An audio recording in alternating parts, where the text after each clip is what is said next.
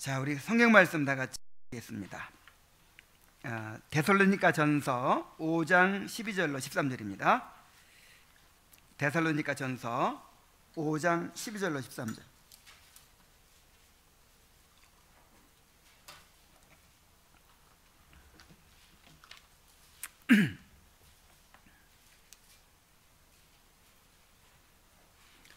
자, 한 목소리로 읽습니다.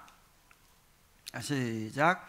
형제들아, 우리가 너희에게 구하노니 너희 가운데서 수고하고 주 안에서 너희를 다스리며 고난하는 자들을 너희가 알고 그들의 역사로 말미암아 사랑 안에서 가장 귀히 여기며 너희끼리 화목하라. 아멘. 자, 이 5계명과 연관된 말씀이라고 생각이 듭니다. 너희 가운데 수고하고 주 안에서 너희를 다스리며 고난하는 자들을 너희가 알고 그들의 역사로 말미암아 사랑 안에서 가장 귀히 여기며 그랬죠. 그래서 하나님께서 우리 위에 세워주신 권위자들을 일단 알아야 돼요. 그 사역을 알고 그 위치를 알고 또 그 수고를 알고 다 알아야겠죠. 그리고 사랑 안에서 가장 귀히 여겨야 되겠죠. 자, 이건 이제 그 권위자에 대한 윗사람에 대한 태도라고 한다면, 그러면서 한 가지 또 권면하는 게 뭐냐면 너희끼리 화목하라 하는 거예요. 너희끼리 화목하라. 그러니까 우리 권위자에게 올바른 태도를 갖는 것이 권위자를 존경하고 순종하는 것뿐만 아니라 이 동등한 위치에 있는 사람들끼리 어떻게 하는 것도 포함돼요. 화목하게 되는 거, 잘 지내는 거.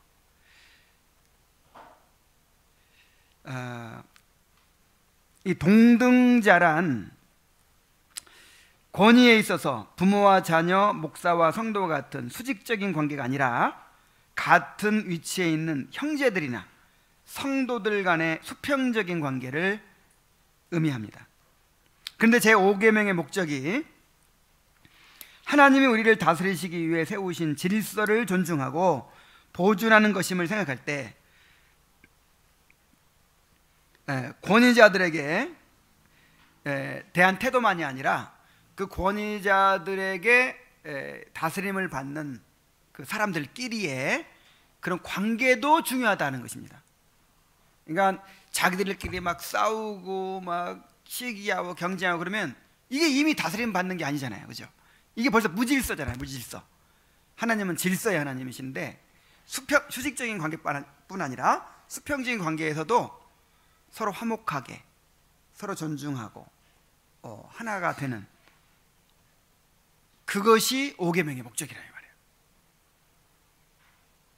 그래서 이제 오늘 마지막 시간으로 5계명의 마지막 시간으로 동등자들 사이의 의무와 죄, 그리고 이제 이 5계명을 더 잘 지키도록 하기 위해서 그 첨가해 주신 이유, 이 부분을 이제 살펴보도록 하겠습니다. 자, 먼저 동등자들 사이의 의무가 무엇인지를 봅니다. 그러니까 이제 이 교회 안에서 여러분들끼리 어떤 의무가 있는가 하는 것입니다.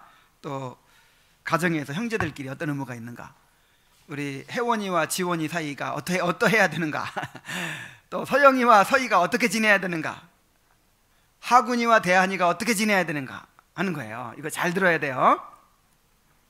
우리 131문을 다 같이 읽어보겠습니다. 시작. 동등자들 사이의 의무는 무엇입니까? 답.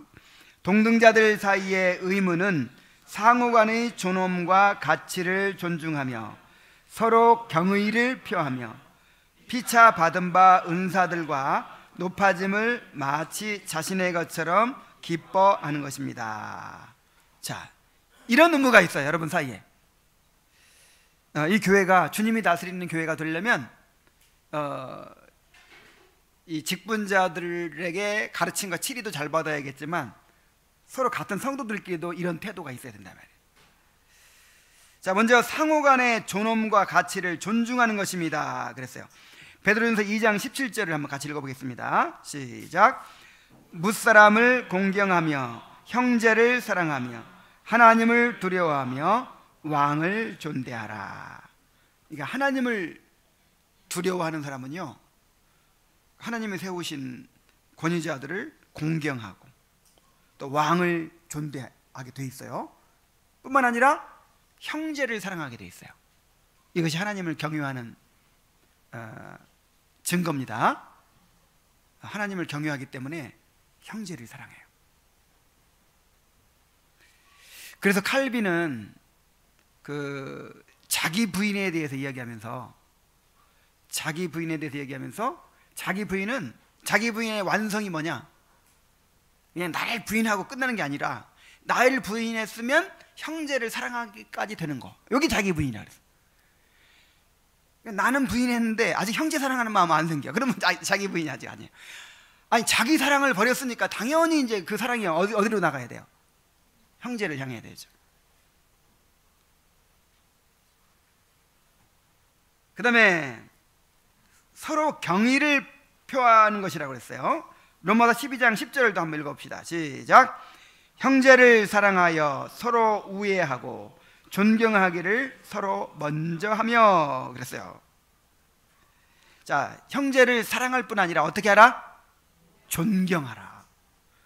자기보다 남을 낮게 여기라는 말씀도 연관이 있어요. 그러니까 하나님의 형상이잖아요. 하나님의 형상, 그리스도의 지체잖아요. 나에게 없는 또 은사를 가진 사람이죠. 이 우주에서 정말 독특하고 오직 유일한 존재잖아요. 인격체잖아요.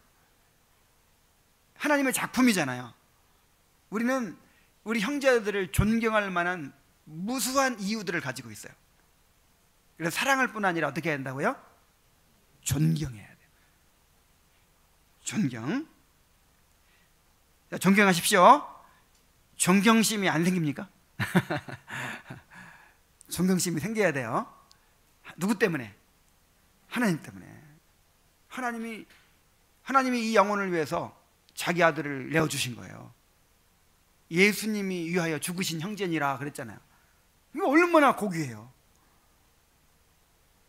그래서 정말 존경해야 돼요. 존중해야 돼요. 자, 그런데 서로 먼저 하며 그랬어요. 이게 중요해요. 서로 먼저 하며. 아, 저 사람은 나를 별로 사랑하지 않는 것 같아. 전화 한 번도 안 해. 그러니까 나도 안 해. 이게 아니라 누가 먼저 하라? 먼저 하라. 먼저 하라. 그러니까 우리는 이 사랑은요, 존경도 사실은 사랑 안에다 포함되어 있는 거거든요. 이 사랑은 반응이 아니에요. 반응은 누구나 해요. 누가 나를 잘해줬기 때문에 좋아서 나도 반응하는 거, 이건 누구나 해요. 사랑은 최초의 행동이어야 돼요. 주도적인 것이어야 돼요. 그 사람은 전혀 하지 않고 있는데 내가 먼저 하는 거예요. 이게 진짜 사랑입니다. 물론 반응도 잘 해야 되겠지만 먼저 해야 돼요. 먼저 좀 하세요. 먼저. 남이 하려고 하면 하려고 하지 말고. 간증하는 것도, 삶을 나누는 것도. 아니, 모임에서 나눌 때 보면 이렇게 다 사람들 하고 나면 맨 나중에 하려고, 그리고 맨 처음에 하면 막 자기가 무슨 희생자나 되는 것처럼. 예수님의 수제자가 누구예요? 베드로죠. 베드로가 왜 수제자가 됐을까요? 맨 먼저 나서잖아. 맨 먼저 나서니까 실수도 해. 근데 실수하면서 배우는 거예요. 바다 위를 걸어본 사람이 베드로밖에 더 있어요? 그러니까 이제 왜 안 나서려고 하냐면 망신 안 당하려고, 나만 이렇게 실수 안 하려고, 이제 내 모습을 잘 지키고 싶은 거야. 이렇게 남들 다 하는 거 보면서 이제 거기에 따라서 이렇게 하고 싶지요. 좀 먼저 좀 이렇게 망가지고 좀 먼저 나서고 좀 그러세요. 베드로처럼. 그런 사람이 수제자가 되는 거예요. 맨 마지막 제자는 이름도 없어. 맨 마지막 이름도 없는 게 아니라 맨 마지막 가룟 유다네. 항상 제자들 얘기할 때 베드로와 누구와 야고보와 요한과 그다음에 맨 마지막 가룟 유다. 그러니까 맨 마지막에 하는 사람은 가룟 유다가 될 가능성이 좀 많아요. 맨 처음에 항상 나서는 사람은 베드로가 될 가능성이 많아요. 자, 서로 사랑하고 존경하기를 어떻게 하라? 먼저 하라. 자, 먼저 하세요. 항상 먼저 하세요. 참 얼마나 아름다워요. 남 생각하기 전에. 남 하는 거 봐서. 늘 남 하는 거 봐서 하려고 그래. 남 하는 거 봐서. 난 요 정도 하면 되겠구나. 이렇게. 그러지 말고 내가 먼저 생각해내세요. 내가 먼저. 내가 이렇게 섬겨야겠다. 내가 이렇게 먼저 해야겠다. 그렇게 먼저 나서는 사람이 있을 때 굉장한 영향력이 있는 거예요. 자, 그리고 세 번째로 피차 받은 바 은사들과 높아짐을 마치 자신의 것처럼 기뻐하는 것입니다. 여기 은사들은 좀 넓은 의미로 쓰인 거예요. 무슨 성령의 은사 이런 것뿐만 아니라 돈을 많이 벌었다든지 아니면 무슨 집을 새로 샀다든지 아니면 자동차가 새로 생겼다든지 아니면 하여간 뭔가 그 사람의 재능이 있다든지 하여간 그 사람에게 주어진 하나님의 어떤 은혜 모든 걸 다 말하는 거예요. 그리고 여기 높아짐은 어드밴스먼트, 어떤 진보. 그 사람이 요즘 영적으로 너무 많이 성장한 거예요. 그 사람이 아주 굉장히 뭔가 발전한 거예요. 나는 가만히 있는데. 이런 거. 그런 은사와 높아짐을 누구의 것처럼? 자신의 것처럼 기뻐하는 것입니다. 이런 의무가 있어요. 자, 이게 의무란 말이에요. 의무. 그래야만 될 의무가 있어요, 여러분들. 우리 함께 로마서 12장 15절에 16절 읽어봅시다. 시작.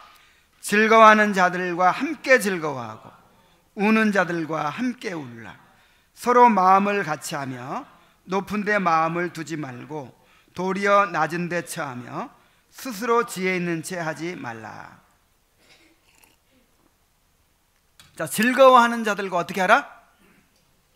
근데 즐거워하는 자들이 있을 때 배가 아파요. 그래갖고 나는 안 즐거워.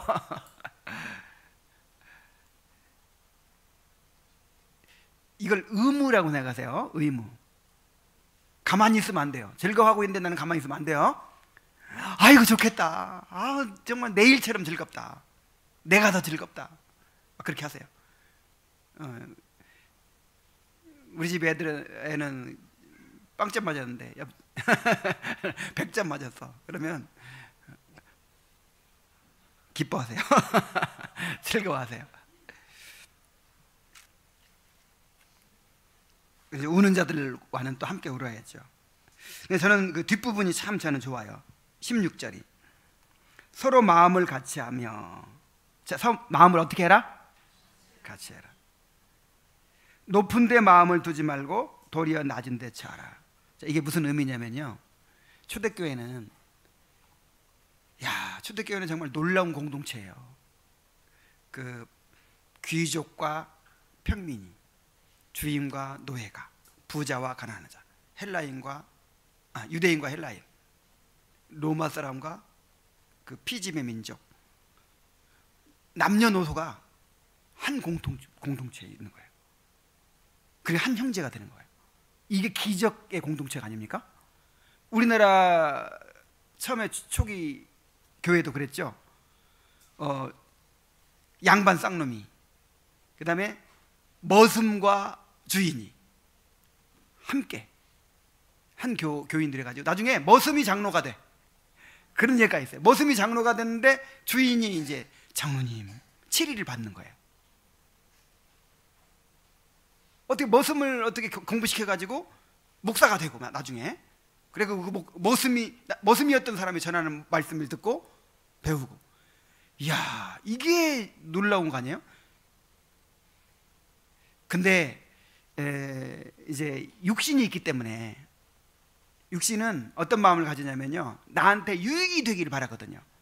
이왕이면 여러분 어떤 사람하고 친해지고 싶어요?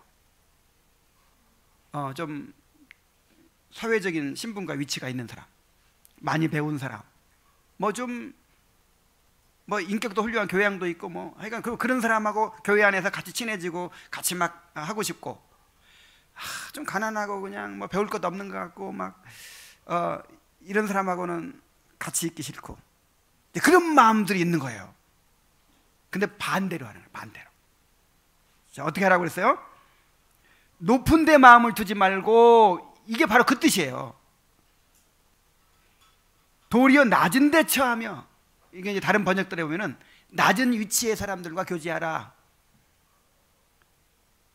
associate with low people 뭐 이렇게 이런 식으로 될 거예요. 낮은 위치에 있는 사람과 교제하려고 힘써라. 여기서 겸손이 나타나는 거예요. 겸손이.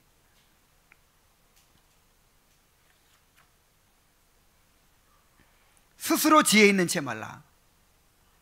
뭐 그냥 내가 지혜 있는 것처럼 남을 가르치려고 하고 막 그러지 말라는 거죠. 배우려고 하라. 배우려고 하라. 좀 들으려고 하라. 그냥 교회 오래 다니면 하고 싶은 말이 여기까지 차 있어요. 그래가지고 그냥 내가 체험한 거, 내가 배운 거 막 이걸 쏟아내기 바쁘지 들으려고 하잖아요. 제일 심한 사람들이 목사예요. 목사들은 오죽 많겠어요. 그래가지고 만나면 도대체 어떻게 지내시냐고, 요즘 깨달은 것이 무엇이냐고, 요즘 뭘 경험하고 계시냐고, 좀 물어보고 듣고 그러면 좋겠는데 그냥 할 말이 그냥 여기까지 차 있어가지고 열었다 하면 막 쏟아 나오는 거야. 정말 지혜 있는 체 하지 말고 많이 배우시기 바랍니다. 많이 듣고 배우고. 다 가치가 있어요. 왜냐하면 사람들의 경험 세계라고 하는 것은 독특하거든요. 그 사람만이 가진 것이거든요. 이 한 사람 한 사람이 다 소설책 한 권을 다 쓸 수 있어요. 그래서 누구의 이야기를 들어도 정말 배울 게 있는 거예요. 정말 배울 게 있고 들을 만한 거예요. 그래서 많이 듣고자 하세요. 들어주세요. 배워주세요. 자, 이런 태도를 가지시기 바랍니다. 그래서 피차 받은 바 은사들과 높아짐을 마치 자신의 것처럼 기뻐하는 성도들이 되시기 바랍니다. 그리고 빌립보서 2장 3절 4절도 함께 읽겠습니다. 시작. 아무 일에든지 다툼이나 허영으로 하지 말고 오직 겸손한 마음으로 각각 자기보다 남을 낮게 여기고 각각 자기 일을 돌볼 뿐더러 또한 각각 다른 사람들의 일을 돌보아 나의 기쁨을 충만하게 하라.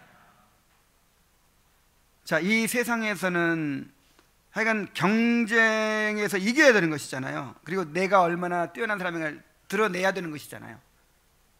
그런 원리로 살죠. 그런 원리로 남들 딛고 올라서고 남들을 이용해서 내가 높아지고 결국 내 영광을 드러내고, 이게 세상의 삶의 방식이에요. 근데 이 공동체 안에서는 반대로 하래요. 반대로. 다툼이나 허영으로 해서는 안 돼요. 그 목적을 아예 버려야 돼요. 오히려 자기보다 남을 낮게 여기는 거예요. 그러니까 세상에서는 다른 사람들 때문에 내가 빛이 나야 돼. 근데 교회 안에서는 나 때문에 다른 사람들이 빛이 나야 돼. 그러면 성공이에요. 세상에는 다른 사람들 때문에 내가 행복해져야 돼. 그게 성공이야. 그게. 그런데 교회 안에서는요, 나 때문에 다른 사람들이 행복해지면 그게 성공이야. 완전 다른 거예요. 삶의 방식이 완전히 달라요. 그런데 오늘날 교회 안에 세상의 그 삶의 방식이 그대로 들어가고 그걸 장려해. 왜냐하면 그래야 발전하잖아요. 이게 외형적으로 커지고 발전하고 하잖아요. 그러니까 세상의 그런 다툼이나 허영으로 하는 그런 이제 원리, 그 다음에 다른 사람보다 나를 낮게 여기는 그런 원리, 이런 원리가 이 교회 안에 들어왔어요. 그런 원리를 하면 뭔가 외적으로 발전이 더 되겠죠.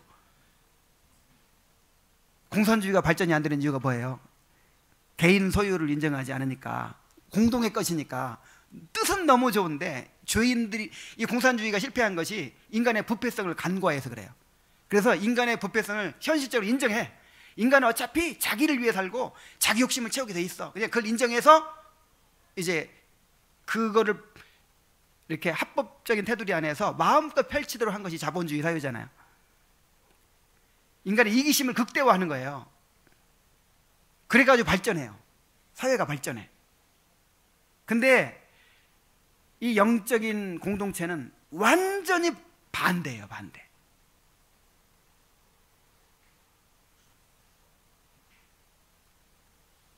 그래서 좀 신나지 않을 수 있어요. 처음에는 신나질 않아. 뭔가 막 경쟁이 있고 막 뭔가 나를 앞에 나와서 막 하면 막 박수 치고 막 뭔가 이런 게 좀 있어야 막 이렇게 들썩들썩하고 막 기분도 나고 할 텐데 이런 게 싹 없어. 그러니까 너무 재미도 없어. 근데 이제 우리는 다른 데서 재미를 찾는 거죠. 하나님을 즐거워하는 것이죠. 하나님께 영광을 돌리면서 행복해하는 거죠. 다른 사람을 행복하게 만들고 다른 사람을 높이고 다른 사람의 필요를 채우면서 만족을 얻는 것이죠. 그렇게 할 수 있는 생명과 경건에 속한 모든 것을 우리 안에 넣어 주신 줄로 믿습니다. 오늘 베드로후서 1장에 읽은 대로.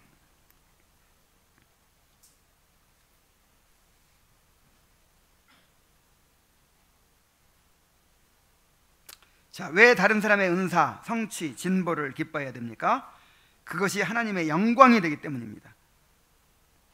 자, 우리가 다른 사람의 성취와 진보와 은사를 기뻐할 때 하나님께, 왜 하나님이 주신 거잖아요. 하나님이 주신 걸 축하해야지, 기뻐해야지. 그래야 하나님께 영광이 돼요.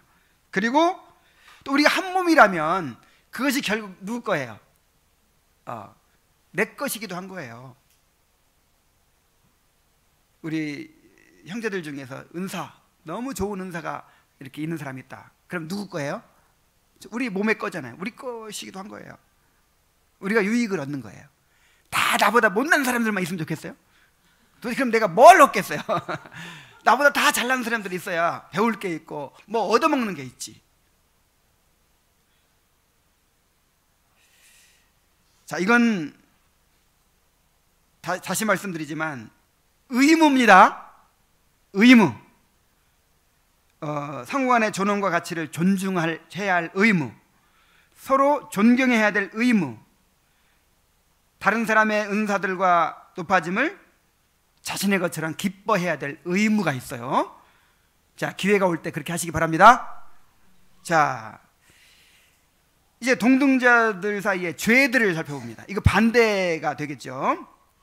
132문을 함께 읽습니다. 시작. 동등자들 사이의 죄들은 무엇입니까? 동등자들 사이의 죄들은 요구된 의무를 등한히 하는 일 외에 상대방의 가치를 과소평가하고 은사를 질투하고 피차의 높아짐과 번영을 마음 아파하고 서로 남의 탁월함을 빼앗고자 하는 것입니다. 자, 일단 서로에게 요구된 의무들을 등한히 하는 것, 이게 참 중요해요. 가만히 있으면 죄구나. 이렇게 막 존경하기를 먼저 해야 되는데, 그리고 즐거워하는 자를 즐거워해야 되는데 가만히 있어도 죄예요. 의무를 다하지 않은 죄.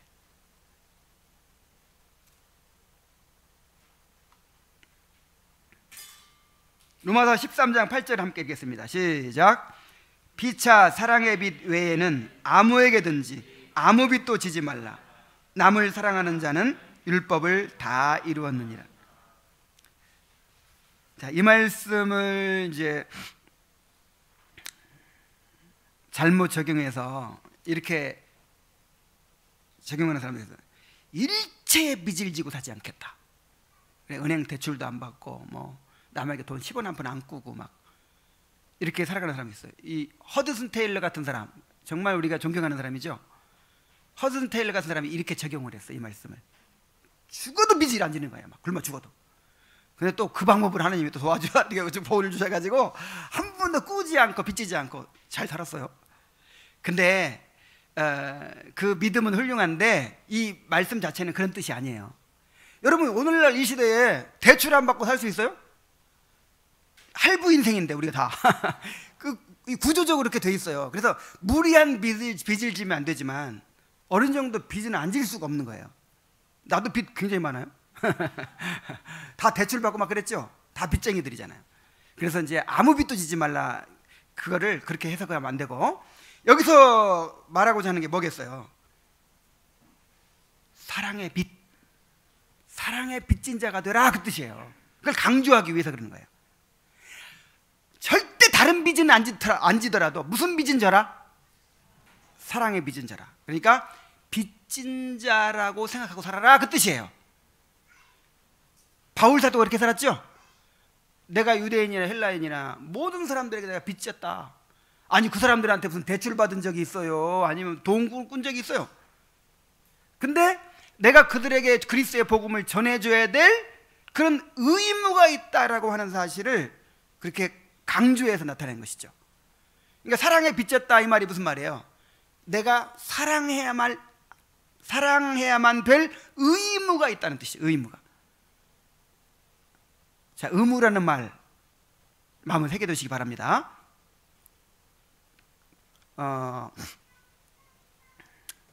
그리스도께 요한복음 3장 16절에 보면은 하나님 사랑을 이처럼 사랑한 독생자를 주셨으니 이는 저를 믿는 자마다 영생을 얻게 하려 하심이라, 그런 말씀 있죠. 요한일서 3장 16절을 보면은 하나님이 이같이 우리를 사랑하셨으니 우리도 형제를 위하여 목숨을 버리는 것이 마땅하니라 그랬어요. 그러니까 우리가 형제를 위해 목숨을 버려도 당연하지, 뭐 이거예요. 그런 의무가 있다는 거예요. 의무. 그러니까 내가 뭔가 누구한테 뭔가를 해주면 내가 안 해도 되는 걸 안 해도 되는 걸 이렇게 했으니까 이야, 나도 괜찮은 사람, 이러지 마세요.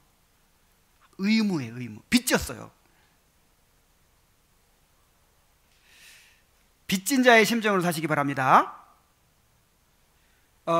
빚진 자의 심정으로 사는 사람들이 있고 빚쟁이의 심정으로 사는 사람도 있어요. 뭐 자기가 뭐 해준 것도 없으면서 뭐 내가 어려울 때 한번 찾아오지도 않았다느니, 뭐 전화 한 번 없었다느니, 뭐 내가 이렇게 어려운데 뭐 한 번 돌아보지도 않았다느니, 이게 무슨 마음이에요? 빚쟁이의 마음. 야, 이런 사람 골치 아파요. 야, 정말 이런 사람 정말 골치 아파. 근데 빚진 자의 마음을 가진 사람이 있어요. 내가 마땅히 이렇게 했어야 되는데 못했어요. 미안해요. 이런 마음을 하는 사람이 있어요. 아니면 요단해주고, 목사가 돼가지고 요단해주고, 형제가 돼가지고 요단해주고, 뭐 남편이 돼가지고 요단해주고, 이렇게 뭘 그렇게 바라고 뭘 그렇게 요구하고 기대하고, 그래서 실망하고 상처받고, 절대로 이런 빚쟁이 심정 갖지 마시기 바랍니다. 이건 완전히 육신의 마음이에요. 정말 그리스도 안에서 하나에 속한 모든 신령한 복을 다 받은 사람들은 당연히 빚진 자의 심정으로 살아야 돼요. 여러분, 빚 졌어요? 아니면 빚 받아야 돼요? 이제 그 마음으로 하는 거예요. 그래서 의무, 내가 사랑해야 될 의무가 있어. 사랑해야 될 의무. 그리고 의무를 안 하면 뭐가 돼요? 그게 죄란 말이에요. 그게. 여러분, 회개할 때 어느 정도까지 회개하십니까? 형제를 미워한 거 회개하는 거, 그걸로 그치면 안 돼요. 마땅히 사랑해야 될 빚이 있는데, 내 빚 갚아야 되는데 빚을 안 갚은 그 죄가 있어요. 사랑하지 않은 걸 회개하세요. 사랑하지 않은 거를.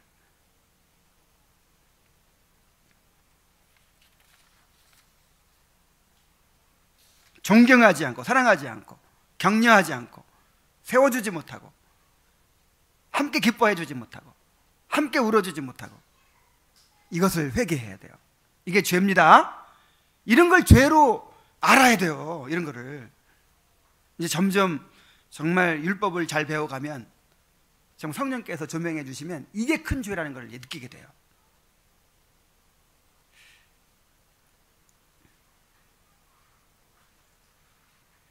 자, 그 다음에 두 번째로는 상대방의 가치를 과소평가하는 것입니다. 디모데후서 3장 3절을 한번 읽어보겠습니다. 무정하며 원통함을 풀지 아니하며 모함하며 절제하지 못하며 사나우며 선한 것을 좋아하지 아니하며 그랬어요. 자, 무정하고 원통함을 풀지 않고 모함하고 절제하지 못하고 사납고 선한 것을 좋아하지 않아요. 이게 다 상대방의 가치를 과소평가하는 데서 나오는 거예요. 상대방을 존중하지 않고 상대방을 무가치하게 여기는 데서 이런 행동이 나와요. 함부로 막 대하는 거, 말 함부로 막 하는 거. 정말 상대방을 존경하면, 존중하면 함부로 할 수 있어요? 어린아이한테라도 그 인격을 함부로 다치게 할 수 있어요?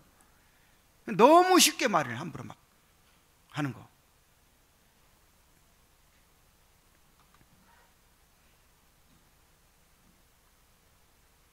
자, 상대방의 가치를 과소평가하는 게 죄입니다. 자, 우리는 어떻게 평가해야 되나요? 하나님의 관점으로 평가해야 되죠. 하나님의 관점으로. 하나님의 형상이잖아요. 그리스도께서 위하여 죽으신 형제잖아요. 나중에 그리스도처럼 될 사람이잖아요. 하늘나라의 기업을 받은 사람이잖아요. 정말 존경해야죠.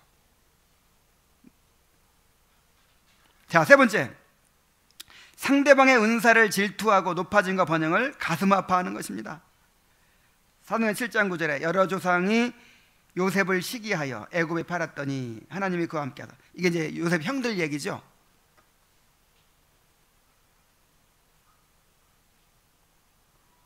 형제를 시기했어요. 왜냐하면 이제 채색 옷을 입혔잖아요. 채색 옷을 입히고 요셉만 끔찍하게 사랑하니까 이제 장자의 명분도 요셉한테 돌아가게 생겼잖아요. 이게 아니 그러니까 여러 가지로 그냥 요셉이 미운 거죠. 그래서 요셉을 편애한 거는 야곱의 잘못이지만 그건 야곱의 잘못은 야곱의 잘못대로 하나님이 심판하시겠죠. 그러나 내가 좀 사랑 많이 받는다고 해서 시기하는 건 누구의 죄예요? 내 죄예요. 그래서 시기하는 거 이거 죄입니다. 그 다음에 갈라디아서 5장 26절 헛된 영광을 구하여 서로 노엽게 하거나 서로 투기하지 말지니라. 교회 안에서 참 다른 사람들에게 이렇게 인정받고 이렇게 다른 사람들에게 뭔가 잘한다 소리 듣고 뭔가 그런 소리 듣고 싶죠. 이렇게 더 이렇게 많이 안다는 소리 듣고 싶고 이런 헛된 영광을 구하면서 서로 노엽게 하고 서로 시기하고 이러지 말라는 거죠. 민수기 12장 2절 그들이 이르되 여호와께서 모세와만 말씀하셨느냐 우리와도 말씀하지 아니하셨느냐 하매 여호와께서 이 말을 들으셨더라.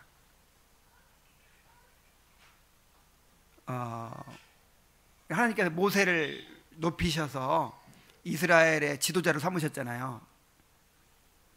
근데 이제 모세를 시기하는 무리들이 있었죠.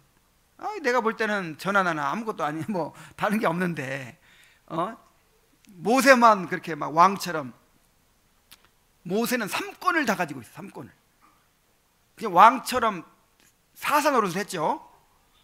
모세가 다 인도했으니까. 그 다음에 선지자였죠. 그 다음에 이제 나중에 제사장이 따로 분리되기 전에는 제사장 노릇까지 하는 거예요. 그러니까 뭐 대단한 거죠. 그래서 시기하다가 고라 자손 다담과 아비람 이런 사람들이 나중에 하나님의 벌을 받죠. 하나님께서 직분을 주시고 높이시면 어떻게 해야 돼요? 우리도 존중해야죠. 하나님의 행하신 일을 존중해야 돼요. 우리 가운데 누가 직분자로 이제 선택이 되면 존경하고 순종해야 될 의무가 있습니다. 그렇게 안 하면 이건 하나님의 다스림을 거부하는 죄가 되는 거예요. 또 서로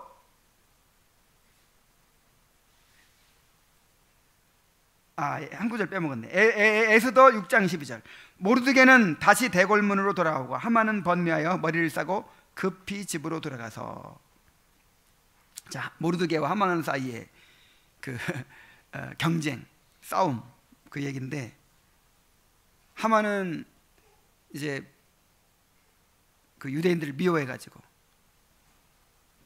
다 죽이려고 했죠.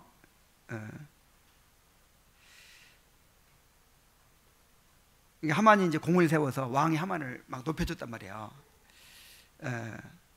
그래서 모든 사람들이 하만에게 절을 하는데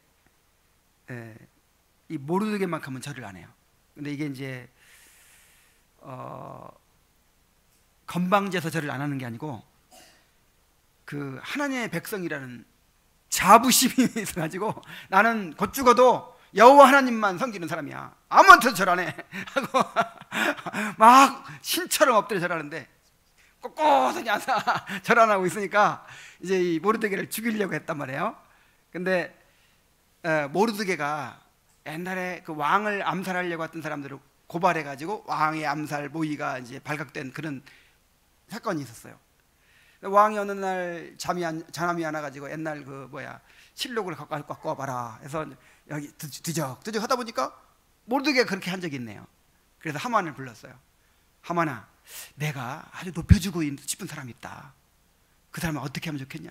하만이 이야, 내가 아니면 누구랴 하고는 그러면 왕이 타는 수레에다가 태우시고 왕이 제일 그 총애하는 사람을 그 수레를 끌게 하셔가지고 이 사람이야말로 왕이 높이는 사람이다, 왕이 존귀하게 여기는 사람은 바로 이런 사람, 이런 사람, 이렇게 막 시내를 돌아다니라고 했어요. 그렇게 하시면 좋겠다고 건의를 했어요. 그러면 저 성문 밖에 있는 모르드게를 수레에 태우다가 네가 그렇게 해라. 얼마나 속이 상했겠어요. 지금 그 얘기예요, 그 얘기. 그래 번뇌해가지고 그 모르드게를 죽이려고 했는데 막 모르드게만 뻣뻣하게 인사 안 하니까 죽이려고 막 모르드게한테 막 이 분노를 품고 있었는데 모르드게를 이렇게 높이라고 하니까 얼마나. 그래서 이런 것도 정말 하나님이 높이시면요, 높이고 낮추시는 건 누가 하시는 일이에요? 하나님이 하시는 일이에요. 그래서 우리가 그를 시기해서는 안 되고 우리가 존중을 해야 돼요. 그래서 시기와 질투는 가장 먼저 자신의 영혼을 황폐하게 만들고 파괴하는 무서운 죄라는 사실을 기억하시기 바랍니다. 자, 네 번째, 서로 남의 탁월함을 빼앗고자 하는 것입니다. 요한 3서 1장 9절 한번 보겠습니다. 우리 함께 읽어보겠어요. 내가 두어 자를 교회에 썼으나 그들 중에 으뜸되기를 좋아하는 디오드레베가 우리를 맞아들이지 아니하니. 요한 사도가 썼으니까 요한 본인 얘기겠죠. 자, 요한이 이제 어느 공동체를 방문하면, 우와, 요한은 예수님과 함께 다니는 수제자잖아요. 그러니까 사도잖아요, 사도. 그럼 사도는 예수님의 대리자예요, 대리자. 그러면 마땅히 예수님 대하듯 가르침을 받고 순종하고 해야 되잖아요. 근데 그 디오드레베라는 사람은 아마 이제 그 공동체에서 지도자 노릇을 하고 있었던 것 같아요. 그러니까 자기가 최고였는데 요한이 와서 자기 자리를 빼앗을 것 같으니까 맞아들이지 않았다는 거예요. 그래서 남의 탁월함을 빼앗게 된 것이죠, 그 요한의 위치를.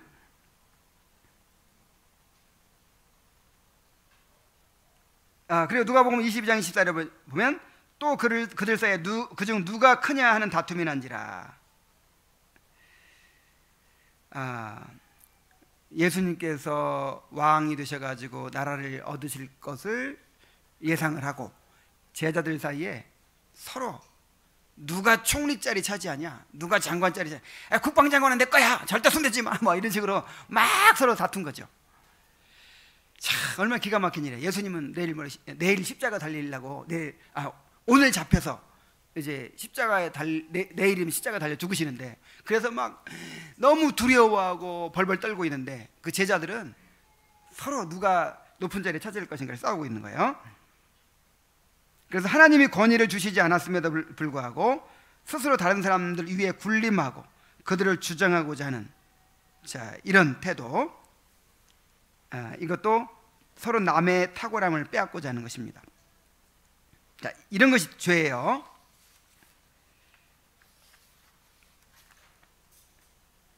자, 요구된 의무들을 등한히 하는 것, 상대방의 가치를 과소평가하는 것, 또 질투하고 시기하는 것, 남의 탁월함을 빼앗고자 하는 것, 내가 높은 위치 차지하려고 하는 거, 내가 이런 거. 자, 이런 죄에 빠지지 않게 되기를 바랍니다.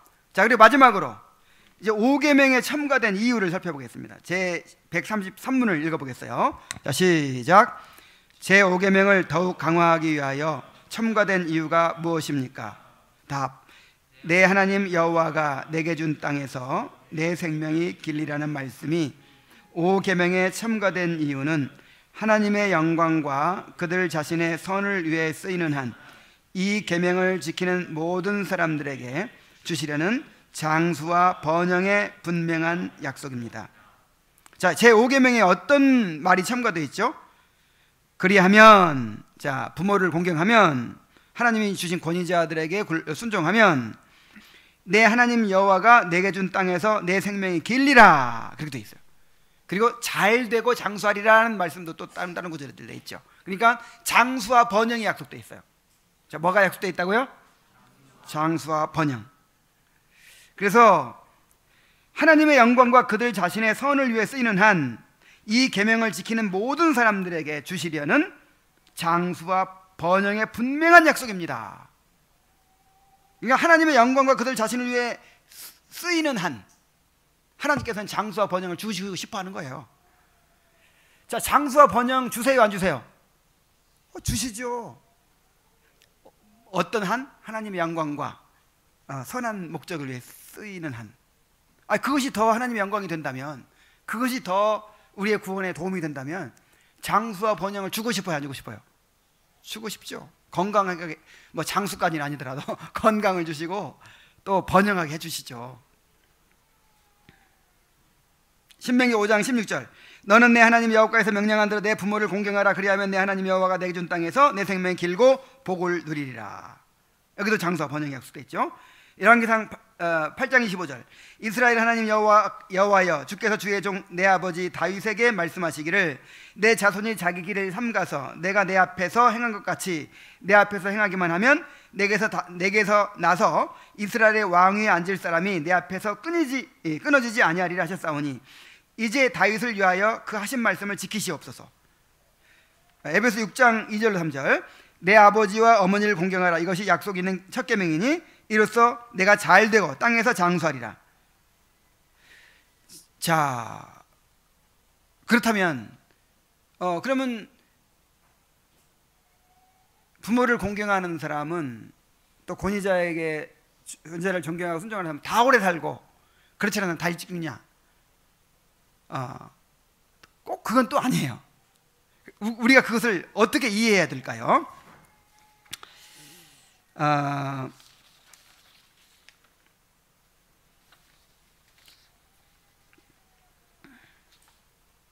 이 약속은 1차적으로 이스라엘에 대한 의식적이고 민족적인 약속을 의미합니다. 이 월터 카이저라고 하는 구약학자가 이렇게 얘기를 했어요. 다시 말하면 가나안 땅에서 하나님의 백성으로 살아가는 삶에 형통하리라는 것이죠.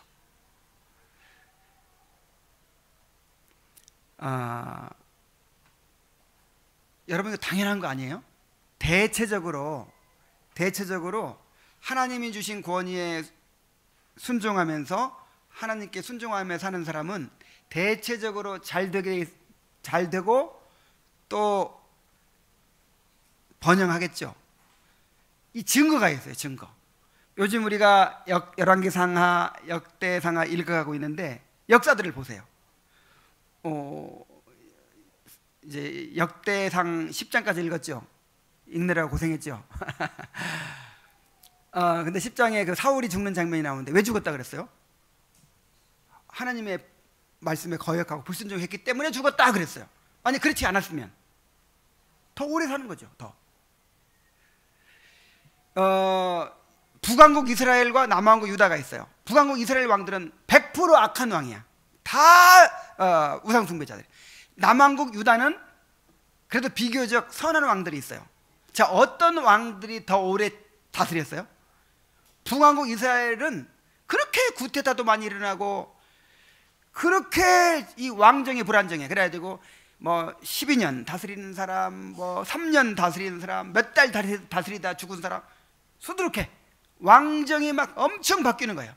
근데 남왕국 유다는 다윗의 후손으로 계속 이어져 가요. 500년 이상 이어져 가. 그러니까 한 왕조가 그렇게 수백 년 이어져 가는 거는 이 인류 역사에 극히 드문 일이래요. 조선 왕조 500년, 이건 엄청나게 긴 거예요.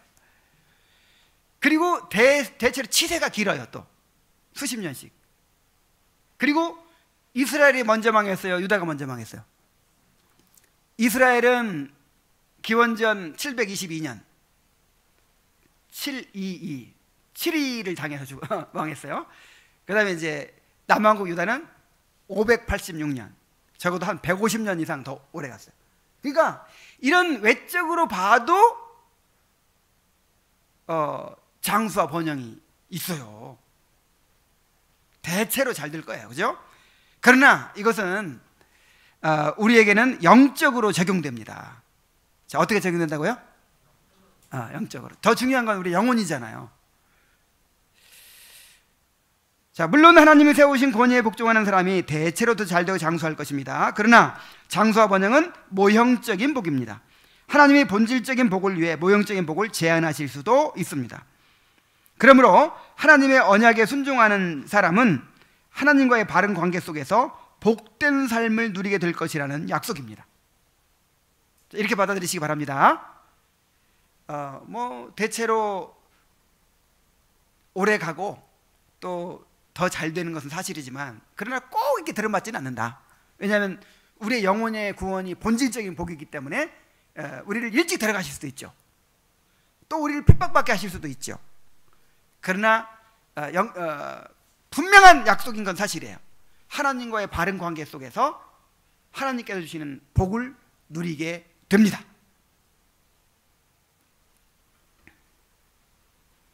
하나님이 세우신 권위자들을 존경하고 순종하는 것은 하나님을 존경하고 순종하는 것이 됩니다. 그 자체가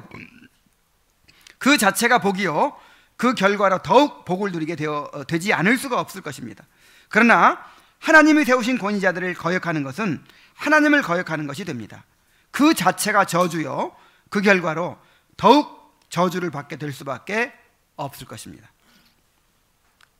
내 부모를 공경하라고 하시는 그 하나님의 명령에 순종하시기 바랍니다. 기도하겠습니다. 하나님 아버지, 제5계명을 여러 주 동안 우리가 살펴보면서 이 계명의 참뜻을 알게 해주신 것을 감사드립니다.